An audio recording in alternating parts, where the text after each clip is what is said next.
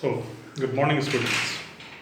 Today we'll take the third unit of the first chapter, that is known as How the France Became Republic. Republic is a form of the government where head of the state is chosen. So, India is a republic, or US is a republic, but you cannot use the same term for Great Britain because in Britain the head of the state is the Queen, who is hereditary head. Now, we know that when the National Assembly they drafted the constitution for the France in 1792,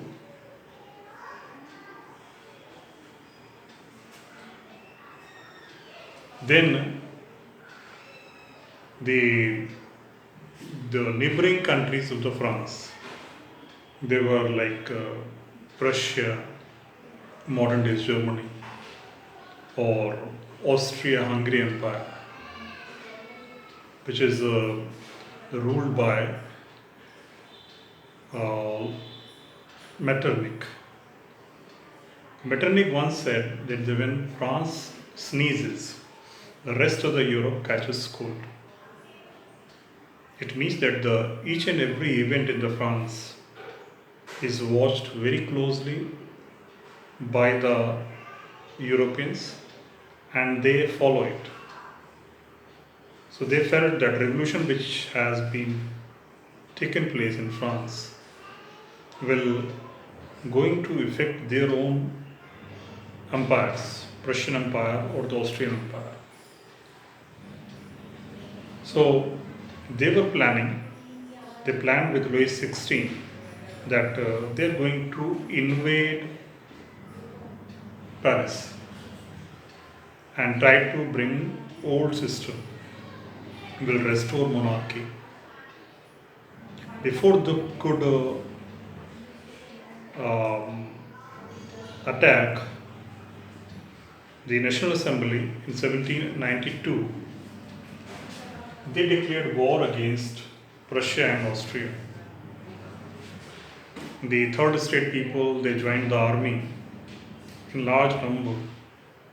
All over the France, the people started marching towards France. They sang a famous song called Marseillaise. Marseillaise is the national anthem of the France these days. So this became just like in our country, Vande Mataram was sung. Our freedom fighters used to sing this Vande Mataram. So these common people they joined the army and they fought the war of revolution not only in France but the neighboring empires like neighboring countries of the France. Now in the coming years, means in 1793 and 94,